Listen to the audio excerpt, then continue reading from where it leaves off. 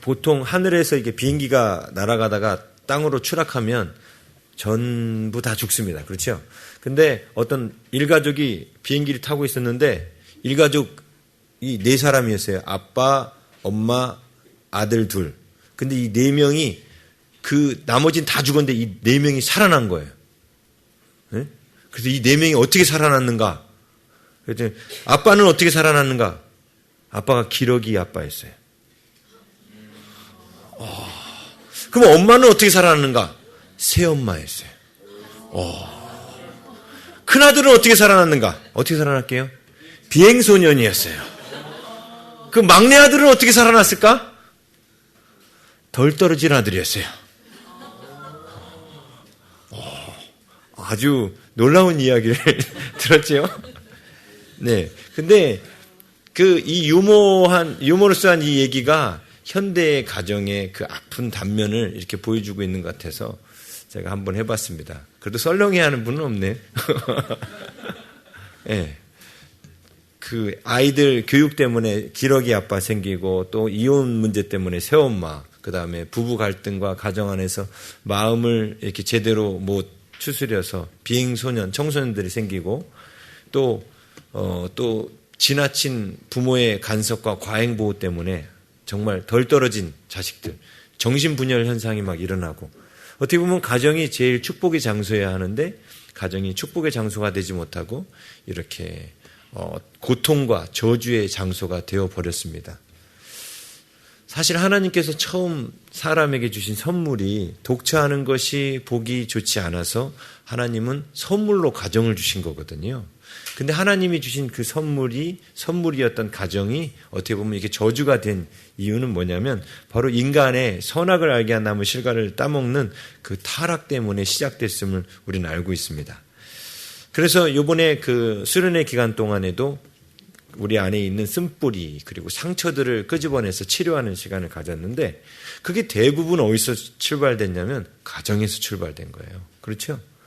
우리가 세상에서 겪는 많은 그 일들보다도 오히려 가정 안에서 겪는 그 사건들이 우리들의 마음속에 더 많은 쓴뿌리를 줍니다. 특별히 말씀드렸던 것처럼 태아기 때 잠시 동안 부모가 원치 않았던 잠시 동안, 그것도 긴 기간도 아니고 저처럼 긴 기간 갖고 있는 사람은 그렇게 많지 않아요. 그러니까 잠시 동안 부모가 원치 않았는데도 그 원치 않음에 대한 그 느낌이 태아에게 전달돼서 다 커서도 사람들에게 거절당할 것에 대한 상처, 그다음에 우울증, 심지어는 죽음의 영이 들어와 있어서 자살하려고 하는 생각까지 드는 그런 원인들을 우리가 봤는데 이게 다 결국은 가정 안에서 생긴 겁니다.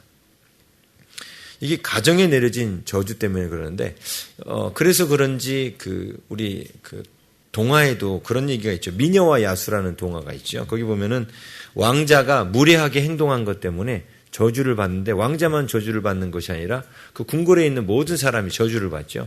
그래서 왕자는 야수가 되고 짐승이 되고 궁궐 안에 있는 사람들은 궁궐 안에 있는 가구나 그릇이 돼요. 그렇죠. 이 저주를 푸는 방법은 한 가지밖에 없습니다. 왕자를 진심으로 사랑해주는 여인을 만나면 이 저주가 풀린다라고 되어 있습니다. 그렇죠. 그런데 나중에 그 미녀가 정말 그 짐승을 사랑하게 돼서 이 저주가 풀리는데 이 얘기가 누가 지었는지 모르겠지만 성경 이야기를 이렇게 카피한 것 같다는, 빗대어 표현한 것 같다는 생각이 듭니다. 사실 그렇거든요. 아담 한 사람의 죄로 말미암아 온 인류 가운데 저주가 임한 거예요. 그래서 가정이 이렇게 힘들어지기 시작한 게 처음 아담의 무례함 때문에 생긴 거거든요. 그런데 그 결과로 이 땅에 있는 너무나 많은 가정들이 그 저주 아래 있지만 하나님께서는 그 저주를 풀어주시기 위해서 이 아담이, 타락한 그 아담이 사랑을 받으면 이 저주에서 풀려나는 거예요. 근데 그 타락한 아담이 바로 우리들이잖아요. 근데 그 사랑을 주시려고 하나님께서 보낸 미녀가 누구시죠?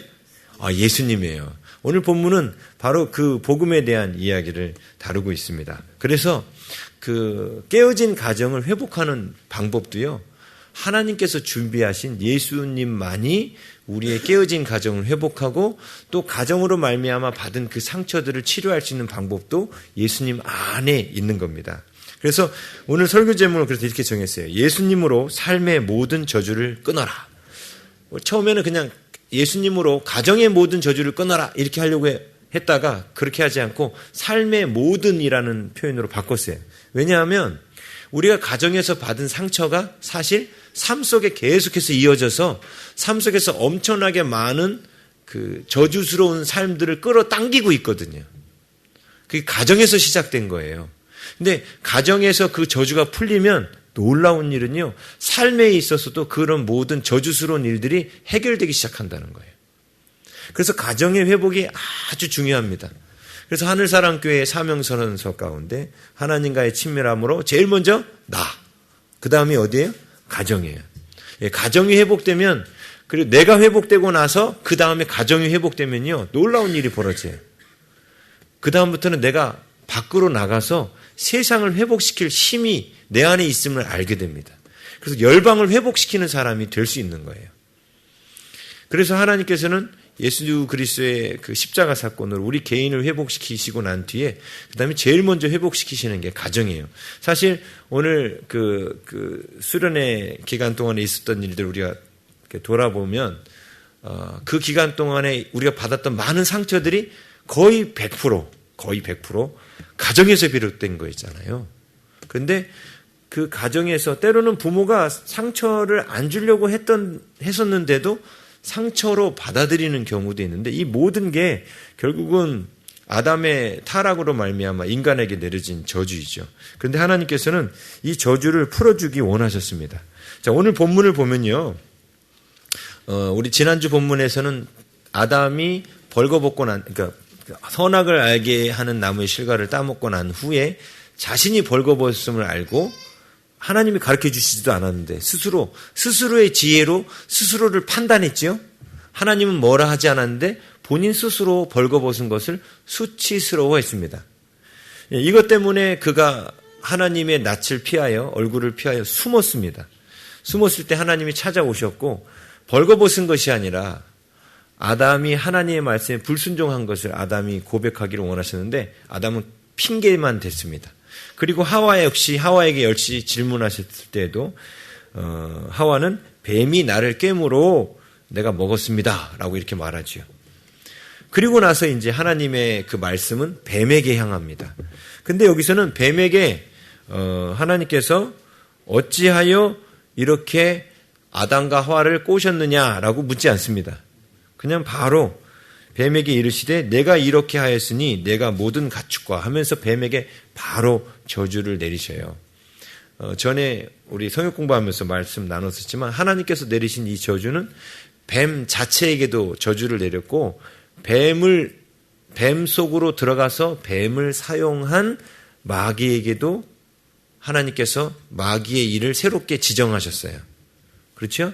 뱀은 저주를 받아서 이제 배로 기어 다니게 되었고 뱀 속에 들어가서 하와와 아담을 유혹했던 마귀에게는 앞으로 흙을 먹게 될 것이다. 여기서 말하는 흙을 먹는다는 뜻은 사람들 속에 들어가서 너가 살게 될 것이다. 이런 거였죠. 자, 하나님께서 사람하고 동물하고 똑같이 흙으로 지으셨다 그랬죠. 그런데 하나님께서 사람은 그 속에 그 코에 생기를 불어 넣으셨어요. 그래서 흙이라는 육과 몸과 혼의 영역 위에 영이라는 새로운 영역을 사람은 갖고 있었다 했습니다. 그런데 동물들은 이 뱀도 그렇고 흙으로만 지으셨어요. 그러니까 어떻게 돼 있어요? 육과 뭐만 갖고 있어요? 혼만 갖고 있죠. 그런데 여기에 뭐가 들어갔냐면 마귀가 들어간 거예요. 마귀는 영이거든요. 네? 마귀가 들어갔죠. 그래서 가끔씩 동물 속으로도 영이 들어갑니다.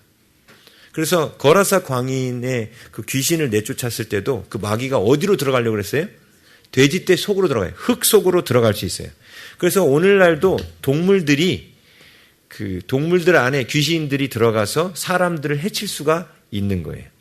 흙 안에 들어갈 수 있기 때문에. 근데 원래 그 귀신들은 동물들 안에나 이렇게 들락달락 하는 것처럼 또 때로는 그 동물 안에 하나님께서 보내신 메신저도 들어가요. 발람의 당나귀가 그랬죠. 발람의 당나귀가 발람하고 대화를 합니다.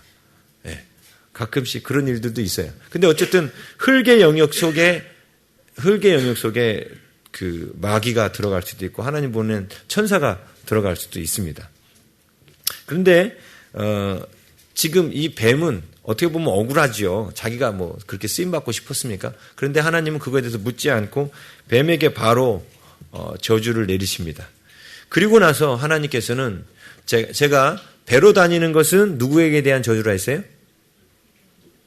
네, 진짜 흙으로 만든 뱀에 대한 저주라 했고, 그 다음에 뱀 속에 들어가 있던 그 마귀에 대해서는 새로 하나님이 이름을 지어주셨죠. 그 이름이 뭐냐면 흙을 먹을지니라 해요. 곧 인간 속에 들어가서 인간을 괴롭힌다는 거죠. 자, 그래서 마귀는요, 제가 수련회 때 말씀드렸죠. 절대로 우리의 영 안으로 못 들어옵니다. 마귀가 들어갈 수 있는 곳은 딱 흙의 영역이에요. 어디? 육체와 혼, 마음까지만 들어올 수 있어요.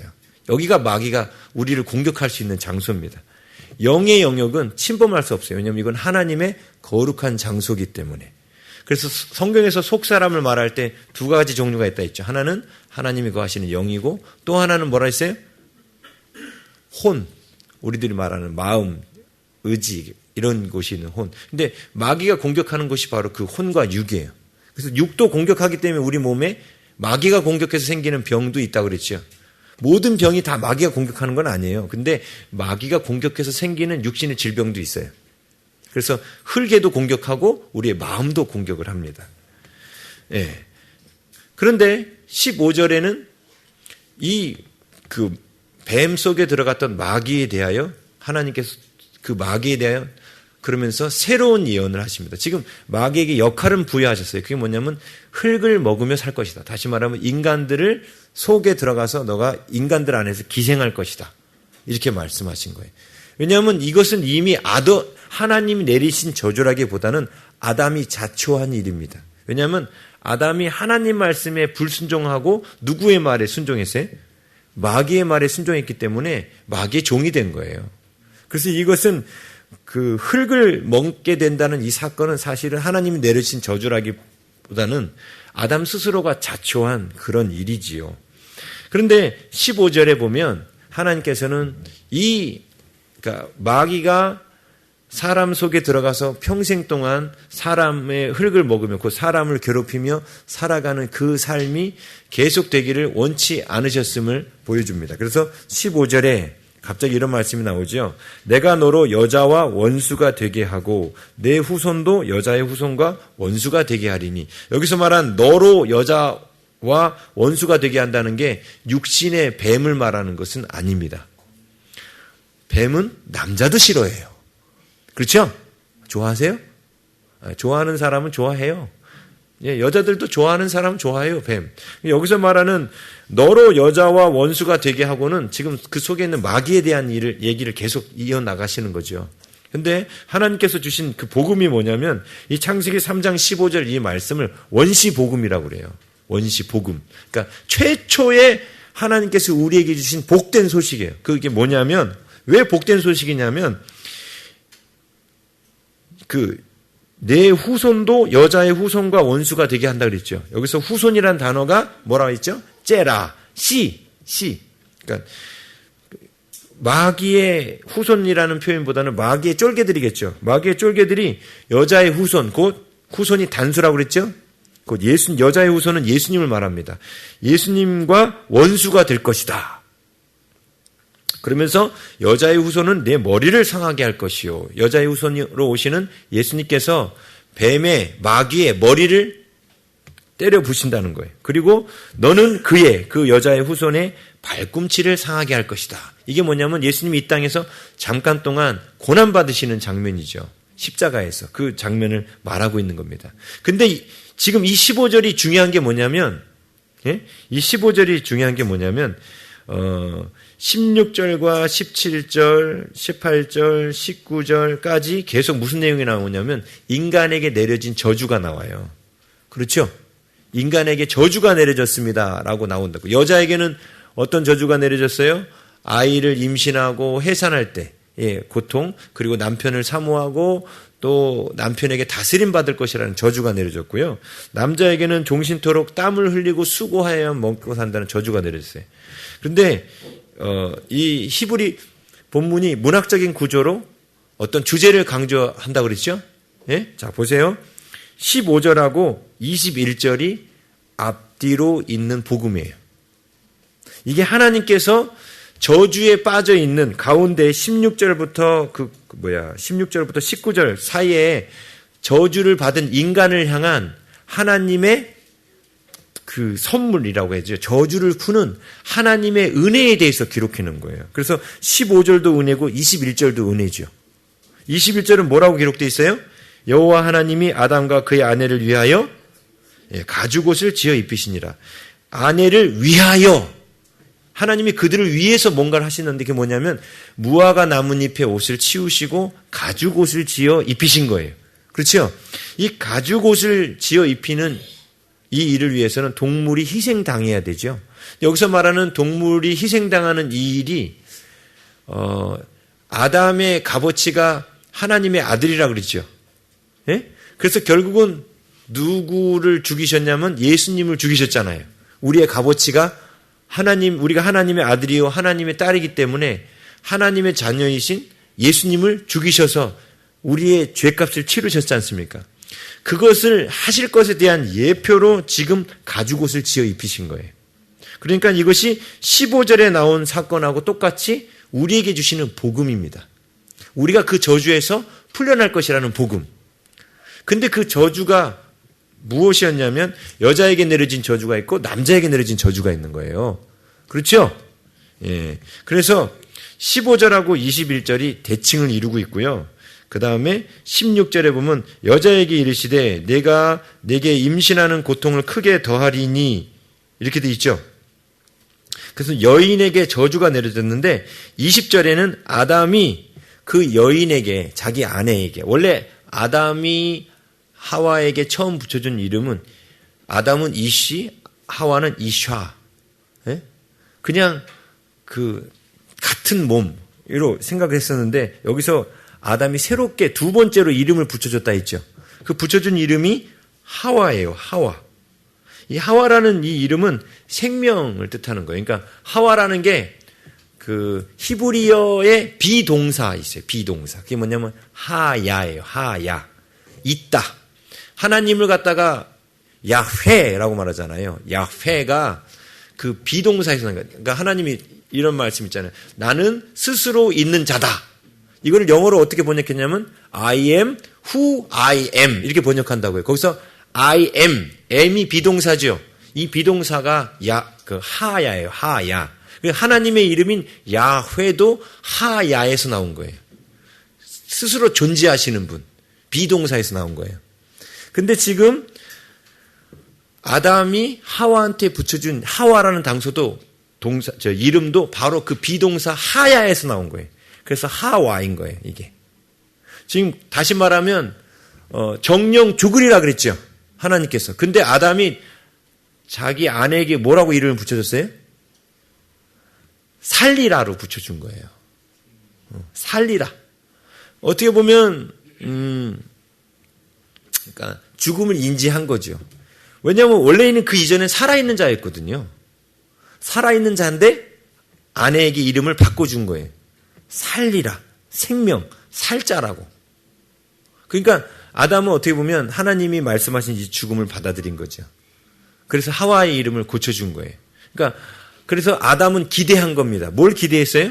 하나님께서 자신들에게 내려진 저주를 풀어내실 것을 기대한 거예요. 바로 그 말씀 를 감싸고 있는 게 15절과 21절이란 말이에요. 그 복음 때문에 그걸 기대한 거예요. 하나님이 여인의 후손과 뱀의 후손에 대한 약속을 주신 것, 그리고 바로 우리에게 가죽옷을 지어 입히신 그 사건을 통해서 아담은 자신들 안에 내려진 저주가 풀어질 것이라는 것을 안 겁니다. 아담이 되게 지혜로운 사람이에요. 자, 그런데 그래서 그 중간에 나온 그 여자에게 내려진 저주는 20절에 하와라는 생명으로 이렇게 바뀌었고요. 그 다음에 그 밑에 17절에 보면 땅은 너로 말미암아 저주를 받고 너는 내 평생에 수고하여야 그 소산을 먹으리라. 이 표현이 19절로 넘어가서 땀을 흘려야 먹을 것을 먹을 것이다 하고 또 이렇게 대칭되고 있죠. 그래서 15절과 21절이 대칭되고 16절과 20절이 대칭되고 17절과 19절이 대칭되고 18절이 중간에 있는 거예요. 땅이 내게 가시덤불과 엉겅퀴를 낼 것이다. 이게 이제 아담의 범죄로 말미암아 온 땅 가운데 저주가 임했음을 보여주는 거예요. 그런데 저주라는 단어가 가운데 땅이 단지 가시덤불과 엉겅퀴를 내서 뭐 아담이 농사하는데 방해가 될 것이다 이 뜻이 아니라 온 땅이 아담 하나로 말미암아 저주를 받았다는 거예요. 근데 이 저주를 받았다는 이 사실을 뭐가 감싸고 있냐면 꼭대기에 하나님의 복음이, 꼭대기 아래 하나님의 복음이, 다시 말하면 하나님이 주신 그 은혜의 복음이 이 모든 저주를 풀어낼 것이라는 거예요. 그 복음 안에 감싸버렸잖아요. 생명사계로 감쌌죠. 그래서 이 앞뒤로 감싸진 하나님의 이 복음이 점차 이 안으로 들어오면 맨 마지막으로 회복되는 게 뭐예요? 땅이 회복되는 거예요. 가시와 엉겅퀴 땅이 회복되는 거예요. 그래서 회복될 때 뭐부터 회복돼요 그러면? 사람부터 회복돼요? 땅부터 회복돼요? 사람부터 회복되는 거예요. 지금 창세기의 그 글이 문학 구조로 그걸 보여주고 있어요. 네? 하나님의 복음의 역사가 먼저 사람을 회복시키는데 사람을 회복시킬 때 또 순서가 있죠. 누구부터 회복시켜요? 여자부터 회복시켜요? 남자부터 회복시켜요? 여자부터 회복시켜요. 그렇죠? 네? 그래서 항상 뭐가 먼저 나온다? 아내들이여 남편에게 복종하라. 이게 먼저 나와요. 여기도 그렇게 돼 있잖아요. 밑에 지금 대칭 구조로 돼 있지 않습니까? 15절과 21절이. 그리고 그 아내가 16절과 20절이라 했잖아요. 둘 다 누구 얘기냐면 여자 얘기예요. 그렇죠?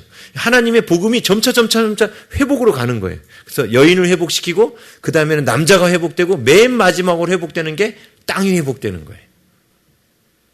그렇게 보이죠? 네. 그래서 피조물들은 하나님의 아들들이 나타나기를 기다린다고 로마서 8장에 나오잖아요.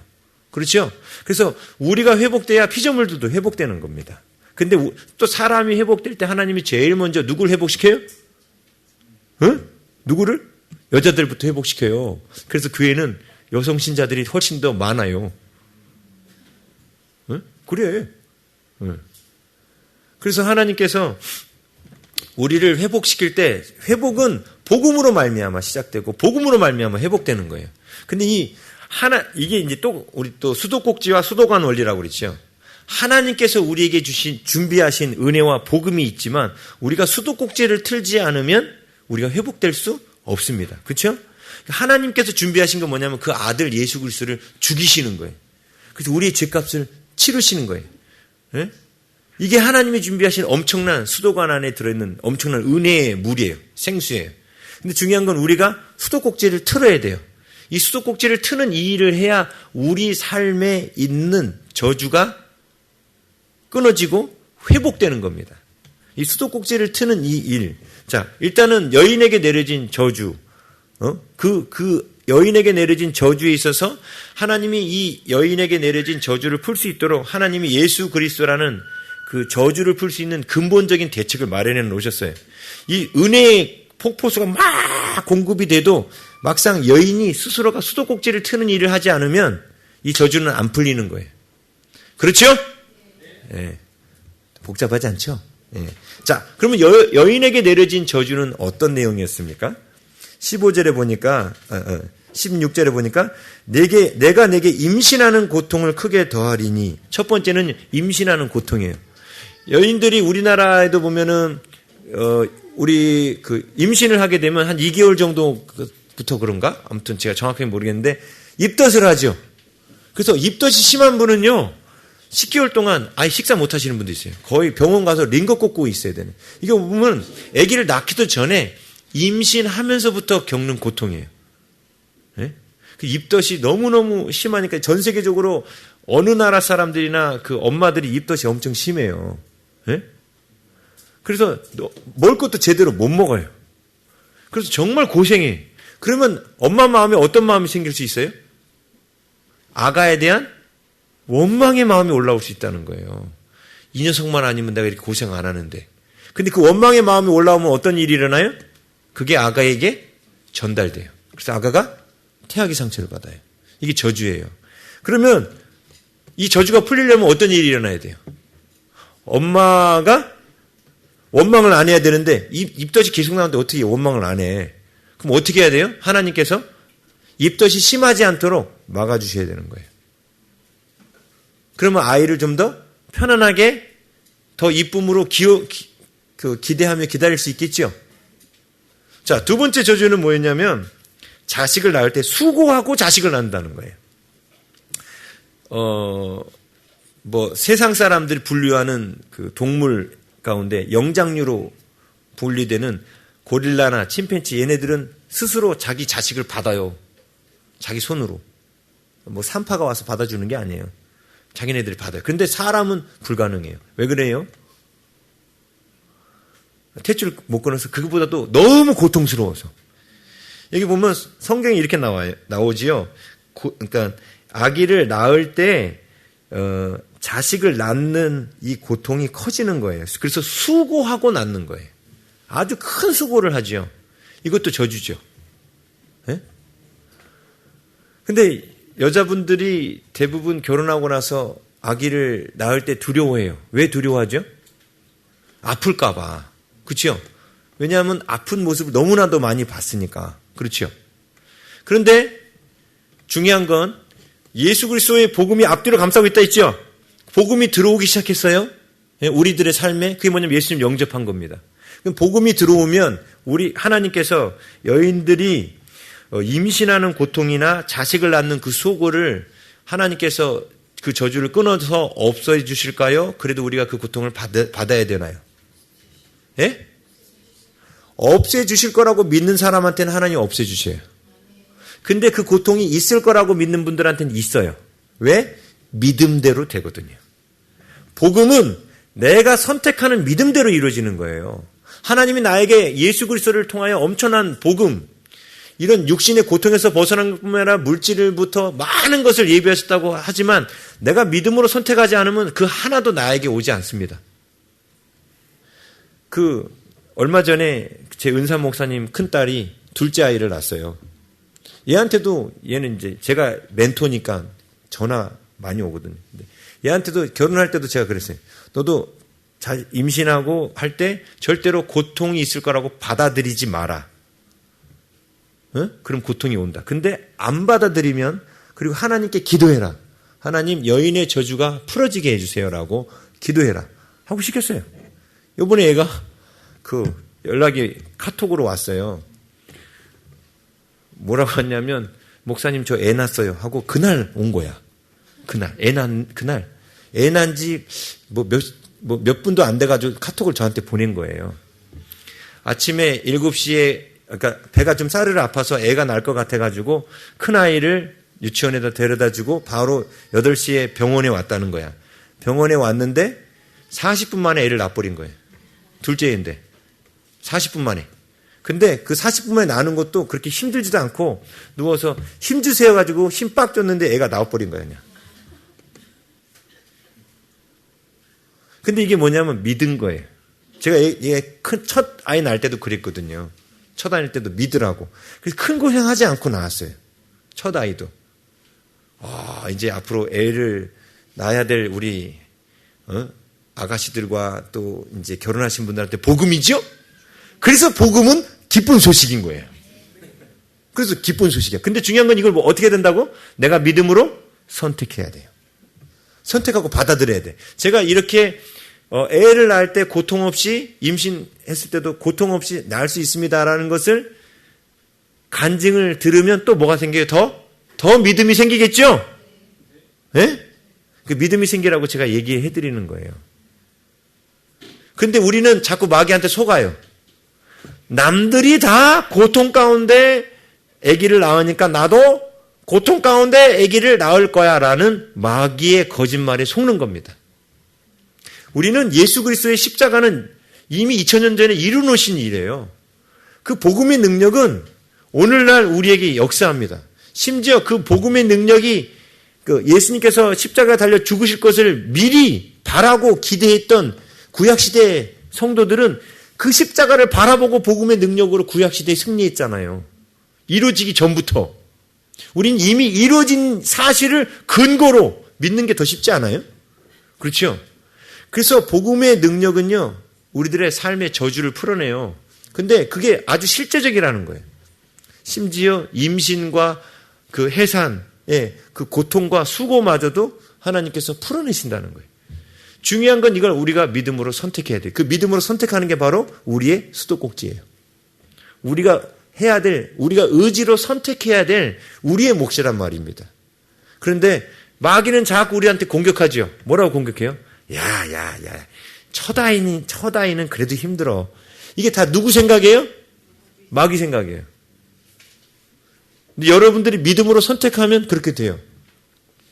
우리가 믿음으로 기도한 대로, 아니 예수님께서 십자가에 달려 죽으신 그 이유가 뭐예요? 우리에게 내려진 그 저주를 풀어주시려고 십자가에 달려 죽으셨다는 겁니다. 근데 이미 다 풀어놓으셨잖아요. 근데 이미 다 풀어놓으셨는데도 우리들의 삶에 그 복음의 능력이 일하지 않는 이유는 뭐냐면 내가 믿지 않아서 그런 거예요. 지빈이도 나중에 시집가서 애기 낳을 거잖아. 그지? 근데 지빈이가 예수님을 잘 믿으면 애 낳을 때 고생 안 해. 예수님을 안 믿으면, 복음 안에 있지 않으면, 복음 안에 있지 않은 자한테는 이 저주가 그냥 그대로 임하기 때문에 고생하는 거예요. 내가 조금만 일찍 이걸 알았더라면 애 낳을 때 고생 안 했는데. 그죠? 그런 사람들도 있겠지. 이미 애 낳으신 분들은 그렇게 생각할 수 있잖아요. 근데 우리는 대부분 이제 앞으로 애 낳을 분들이 더 많아가지고 이게 복음 아닙니까? 아, 복된 소식으로 안 들려요? 예? 별로 안 들리나 보다. 아, 고생 않고 낳을 수 있다니까. 입덧도 그렇게 고생 안 할 수 있어요. 왜? 내가 믿는 거예요. 내가 선택하는 거예요. 예수 그리스도의 십자가의 복음으로 나에게 그것이 이루어졌으면 믿는 거예요. 자, 그런데 또 문제는 뭐냐면 지금 아까 그랬지 않습니까? 이게 뱃속에서 입덧이 하도 심하면 엄마가 아이를 거절하는 마음이 생긴다고. 그럼 태아기 상처도 생기고 이게 아이들이 커서 막 우울감과 거절감 막 이런 많은 복합적인 상처로 올 수 있다고 했지 않습니까? 이게 저주의 결과예요. 근데 지금 우리 교회에 있는 청년들은 진짜 행복한 것이 이제 복음의 능력이 처음부터 어떻게 일할 것을 미리 알고 있잖아. 그 믿음으로 출발하는 거예요. 그럼 내 아이는 완전 저주에서 벗어나는 거예요. 그게 복음의 능력이에요. 그걸 믿어야 돼, 근데. 믿어야 역사하는 거예요. 믿는 만큼 역사하는 거예요. 그래서 목사님, 은사 목사님 큰딸이 전화 왔을 때, 그렇지, 네가 믿어서 그래. 얘가 너무 신기해가지고 얘가 전화한 거예요, 또. 자기가 생각해도 너무 쉽게 나니까 간호사가 안 믿더래. 몇째예요? 둘째예요? 그랬더니, 그러면 한참 걸려요. 아니요, 곧 나올 거예요. 간호사가 안 믿더래. 그렇게 빨리 나올 거라고 기대도 못했던 거지. 자, 오늘날에도 복음은 생생한 진리예요.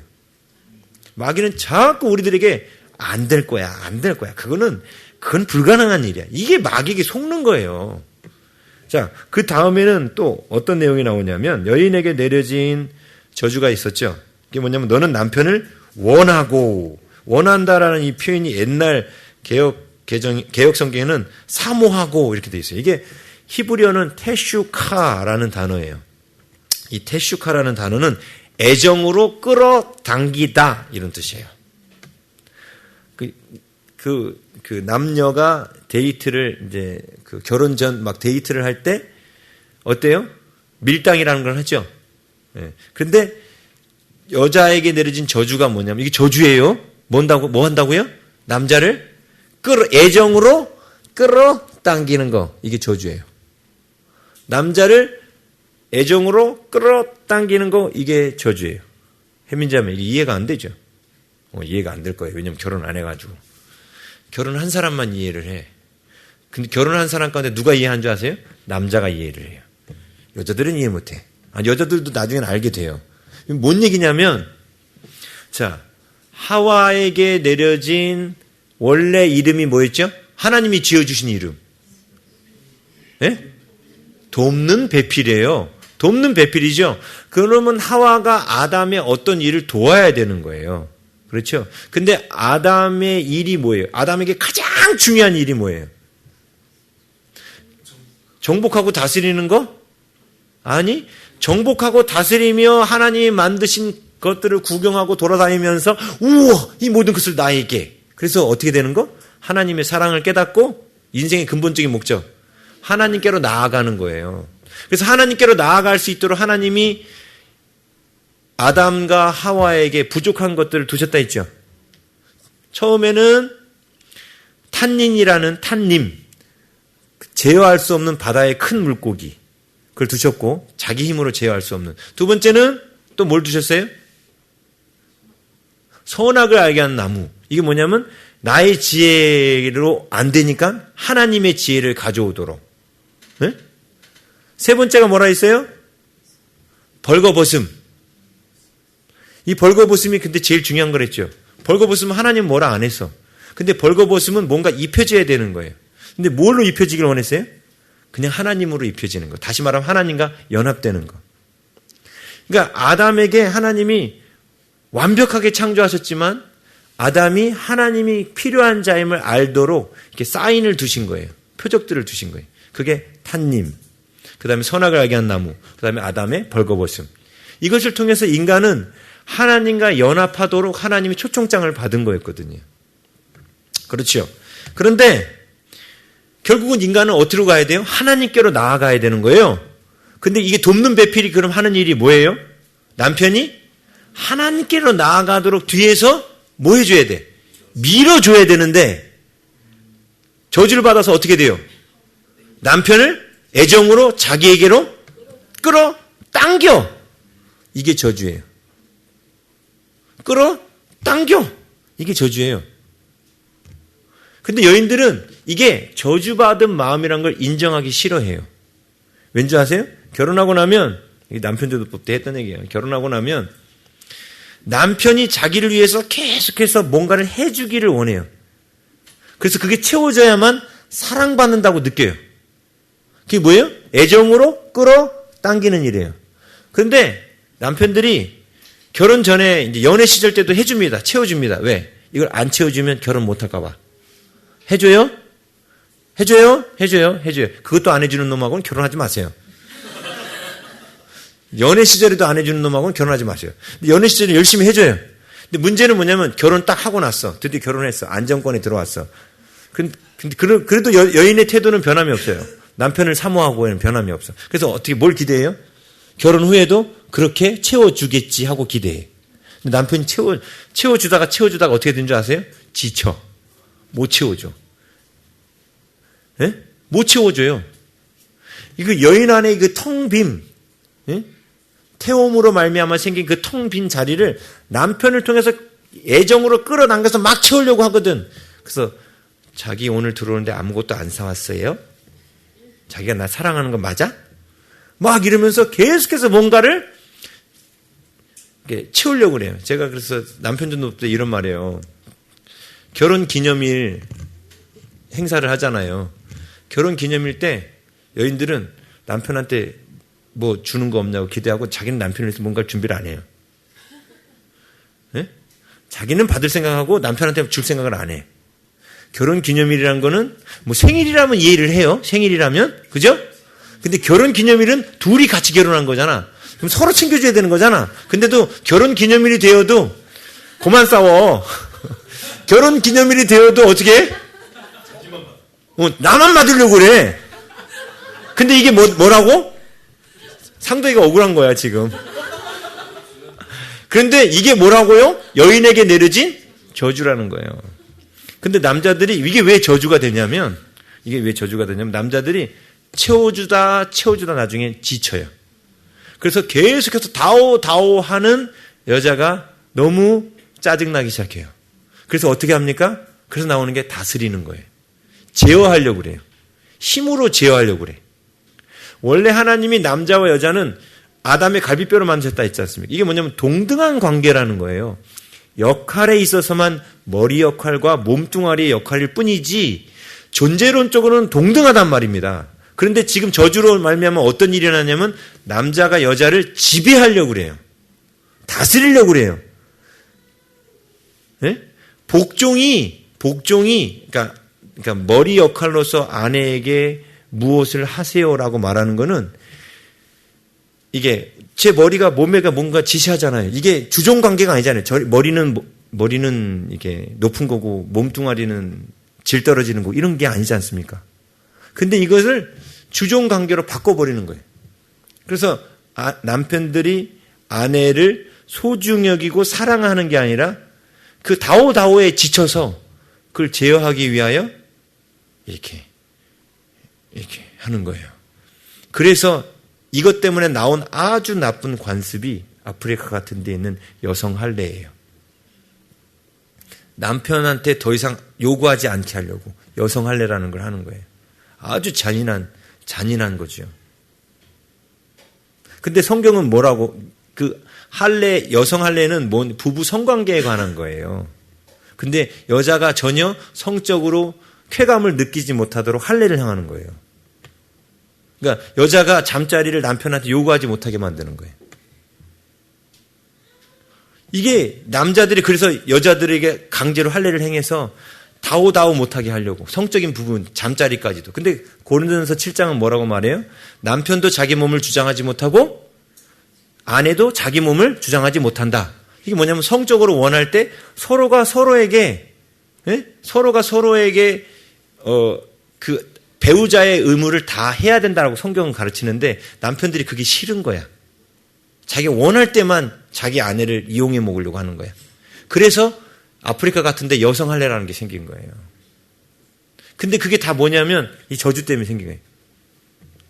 그래서 어떻게 됩니까? 결국 부부관계가 이게 깨진다는 얘기예요. 아까 아이를 낳고 그러니까 임신하고 낳는 과정 가운데도 저주가 왔죠. 그것 때문에 단지 아기를 임신하고 낳을 때에만 그 저주가 임한 게 아니라, 아까 태아기 상처로만 저주가 임하는 게 아니라 아기를 키울 때에도 너무 고통과 힘들여서 아기를 낳게 되면 어떤 일이 일어나냐면 엄마가 자식에 대해서 너무 과잉 사랑이 흘러가게 돼요.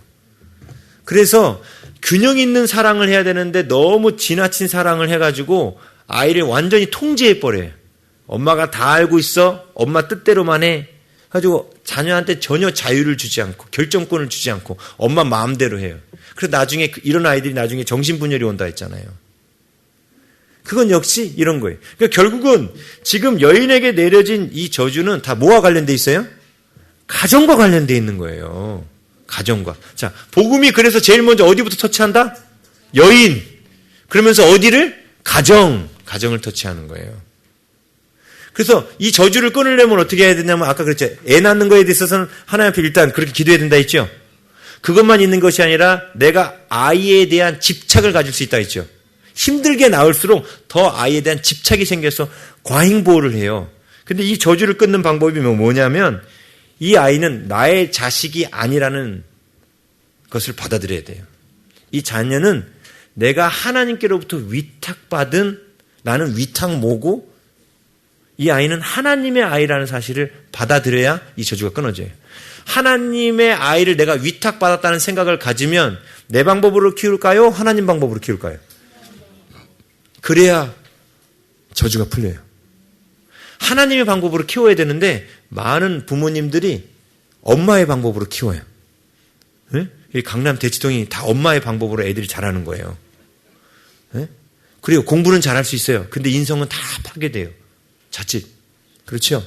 엄마의 방법이에요. 근데 이 아이가 하나님의 자녀란 걸 믿고 하나님의 방법에 맡기는 그 일이 아이에게 내려진 저주를 풀어주는 거예요. 그래서 나의 자식이라는 생각을 내려놓고 지나친 과잉 사랑을 내려놓거나 아니면 어떤 경우는 또 반대도 있다 그랬죠.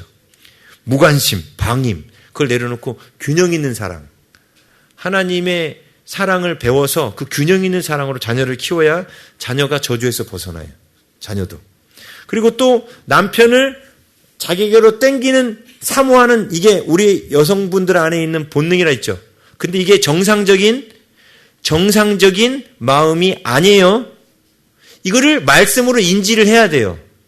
근데 그 마음이 자꾸 남편한테 뭔가를 받고 싶어 하고 자꾸 땡기려고 하는 그 마음이 저주 때문에 생긴 마음이라고 이 진리를 받아들여서 그 마음을 대적해야 돼요. 분리시켜야 돼요. 네? 분리가 안 되면 어떻게 돼요? 내 생각이고, 이거 여성의 본능 아니야?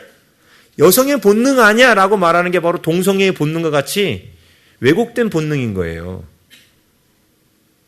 원래 하나님은 여자들이 남자에게 목숨 걸고 목매이도록 창조하지 않으셨어요. 근데 여인들이 저주로 말미암아 남자에게 목매. 네? 그죠? 그렇게 되지 않아요? 남자에게 목매는 인생 되는 게 행복해 보입니까? 불행한 인생이에요, 오히려. 근데 목매요. 그래서 남자가 나한테 어떻게 해주느냐에 따라서 자신의 행복이 올라갔다 내려갔다 올라갔다 내려갔다 이렇게 되는 거예요. 근데 그게 저주예요, 저주. 우리 창세기를 통해서 우리가 우리들 가운데 들어온 거짓된 생각과 진리를 구별해내야 된다 했지 않습니까? 지금 창세기가 대단히 중요한 게 가정에 들어온 저주 가운데 바로 그게 있다는 거예요. 내가 남편을 사모하는 마음. 이거는 축복이 아니라 저주라는 거예요. 자꾸 남자가 뭘 해줬으면 하는 그 마음. 물론 남자들도 보통 아내들이 나에게 이렇게 해줬으면 갖고 있어요. 근데 이건 여인들에게 내려진 저주라고 말할 만큼 남자하고 여자의 강도가 완전히 달라요. 끊임없이 요구합니다. 끊임없이 남편을 통해서 뭔가를 자꾸 채우려고 하는 그 마음이 있어요. 근데 이게 저주예요. 이 생각과 어떻게 된다? 싸워야 돼요. 우리 쓴뿌리가 올라와서 내 생각을 오염시키는 것처럼 이것도 우리 인간 안에 아담 때부터 내려온 쓴뿌리예요, 이게. 근데 성경으로 여러분들한테 이걸 구별시켜 드렸는데도 불구하고 받아들이지 않고, 여인들이 남편을 원하는 건 사모고, 남편을 사모하는 거는 당연한 거 아니겠어. 지금 목사님이 무슨 헛소리를 하는지 모르겠다. 이게 누가 하는 거냐? 마귀가 하는 거예요. 근데 여인들의 인생이 남편한테 목맨 그 인생이 결코 그 결과가 행복하지 않다는 거예요. 그래서 저주라는 거예요. 그래서 남편을 나에게 땡기지 않으면 뭘 해야 돼요? 돕는 베풀리 일을 해야 되죠. 그게 뭡니까? 남편을 나에게 땡기지 않고 하나님께로 밀어내는 거예요. 하나님께로 나아가라고. 하나님 말씀대로 살도록, 하나님 앞에 기도하는 남편이 되도록, 하나님 말씀대로 살도록 하나님께 기도하는 남편 되도록 밀어내죠. 놀라운 건 남편이 하나님의 말씀대로 살고 기도하는 남편이 되면 아내를 사랑하는 사람으로 바뀌어요. 그렇게 해서 얻어지는 사랑이 저주가 풀린 사랑이에요. 그런데 여자들은 어떻게 해요? 자기가 남편한테 뭔가를 이게 압력을 집어넣어서 사랑을 뜯어내려고 그러는 거예요. 그러면 그게 저주예요. 포기해요. 남편을 포기해버려. 근데 포기하라는 게 아예 그냥 손 떼라는 게 아니라 돕는 배필의 일을 하라는 거예요. 하나님께로 밀어야 돼. 말씀 가운데 살도록, 진리 가운데 살도록. 근데 그렇게 되면 저주가 남자에게 저주가 풀려서 아내를 사랑하게 돼요. 자동으로 사랑하게 돼요. 제가 많은 예화가 있지만 나중에 남편 전도법 때 자세히 들으시기 바라고. 아무튼 이게 여인에게 내려진 저주죠. 근데 이게 복음으로 말미암아 풀려야 된다는 거예요. 자, 남자에게 내려진 저주는 의외로 간단합니다. 그게 뭐냐면 땅은 너로 말미암아 저주를 받아서 너는 내 평생에 수고하여야 그 소산을 먹는다는 거예요. 다시 말하면 먹고 살기 위해서는 반드시 일해야 된다는 거예요. 이게 저주죠. 우리는 이거를 사명선언서 수련했다고 여러 차례 했죠. 이 저주를 푸는 방법이 뭐예요? 저주를 푸는 방법. 사명대로 사는 거예요. 하나님 주신 사명대로 사는 거예요. 먹고 살기 위해서 직장을 구하는 사람이 아닌 하나님의 사명을 따라 사는 거예요. 그래서 이걸 제가 이렇게 퀴즈를 냈죠. 아담이 에덴을 잃어버린 이유는 불장난하다 홀라당 태워버려서. 2번, 아담이 에덴 동산에는 물자를 너무 낭비하고 쓰다가. 3번, 에덴 동산을 갖고 땅 투기하다가 사기꾼 만나서. 4번, 하나님께 불순종해서. 몇 번? 4번, 에덴을 회복하는 방법은 1번, 불장난하다 홀라당 태워버렸으므로 밤낮 쉬지 않고 열심히 노력, 원잡, 투잡, 쓰리잡 노력해서 알바까지 해서 에덴을 회복한다. 두 번째, 낭비하다 잃어버렸으므로 근검절약, 아껴서 회복한다. 세 번째, 운이 없어서 잃어버렸으므로 확실한 펀드 매니저를 찾아서 다시 투자를 시작하고 매주 로또를 산다. 4번, 하나님께 복종한다. 몇 번? 남자들이 해야 될 일은 이 4번이에요. 그러면 해결돼요. 자, 복음의 능력이 처음엔 개인을 회복하지만 그 다음에 가정을 회복해요. 또 가정이 회복되지 않으면 절대로 하나님은 남자들에게 물질을 회복시키지 않아요. 왜요? 남자들이 하나님과의 관계가 회복되지 않은 상태에서 물질만 많아지면 어떻게 되는 줄 아십니까? 우리 그 큰 기업의 회장님들 다 뭐 하세요? 다 second, third, fourth, fifth, sixth. 발음하기도 힘들다. seventh. 뭐가 있어요? 첩들이 있어요. 복음으로 회복되지 않은 상태에서 물질만 많으면 가정이 파괴돼요. 그래서 하나님은 여러분들의 가정에 물질이 들어오게 하려면 뭐부터 하셔? 가정부터 회복시키시는 거예요. 그래야 물질이 들어와도 가정이 안전하니까. 그래서 여성분들이 아내, 자식에 대한 거, 남편에 대한 것을 잘하면 그 다음에 하나님께서 그 다음 순서로 남편분들이 자기 은사에 맞는 일을 해서 하나님이 물질이 들어오도록, 그래서 에덴이 회복되도록 하시는 거예요. 그래서 남자의 저주는 오히려 쉬워요. 막 복잡하지 않아. 그리고 말씀드린 것처럼 여인에게 내려진 저주는 100% 가정에 관한 거고, 남자에게 내려진 저주는 100% 먹고 사는 거에 대한 거예요. 생계에 대한 거예요. 일에 대한 거예요. 근데 이제 요즘에는 저주가 더 심해졌죠. 어떻게 심해졌어요? 여인도 생계를 위해서 나가기 시작하는 거예요. 그게 저주가 더 깊어지는 거예요. 하나님하고 멀어지다 보니까 더 깊어지는 거예요. 근데 옛날에 안 그랬거든요. 옛날에 안 그랬어요. 근데 갈수록 지금 이렇게 돼가고 있죠. 그러면서 자꾸 자식들은 엄마가 안 돌보니까 더 문제에 빠지고 저주가 더 극심해져 가고 있단 말입니다. 그럼 우리가 저주를 풀고 건강해지면 어떻게 돼요? 여인들이 먹고 살기 위해서 뭔가 돈 벌러 나가면 안 되는 거예요. 애들 다 키워놓고 이제 자기에게 주신 하나님의 은사와 달란트를 위해서 뭔가 하는 건 괜찮아. 근데 먹고 살기 위해서 하는 거는 저주가 심한 거예요. 왜? 그거는 누구면 좋게? 남편으로만 좋게. 그래서 우리 궁극적으로 맞벌이가 사라져야 되는 거예요. 먹고 살기 위한. 여인들 보고 일하지 말라는 뜻이 아니고 그 일은 먹고 살기 위해 둘 다 일은 먹고 살기 위한 일이 되면 안 되고, 여성에게 있어서 일에 제일 중요한 건 가정을 먼저 건강하게 세우는 거예요. 그 다음에 밖에 나가서 하나님이 주신 은사로 세상을 거룩하게 하는 거예요. 제가 그래서 우리 청년들한테 20대 시집가라고 그러는 거야. 여성분들한테. 그래야 자기에게 주신 은사로 세상을 가운데 가서 살 기회가 생기기 때문에. 옛날엔 가능했어요. 10대들 갔거든. 16, 17에 갔거든요. 예수님도 마리아가 16에 낳았다 그랬잖아요. 예수님을 마리아가 16에 낳았어요. 16에. 여러분이 10대 애를 낳기 시작하면 20대면 독립이야. 30대면 마음껏 할 수 있어. 그렇지 않아요?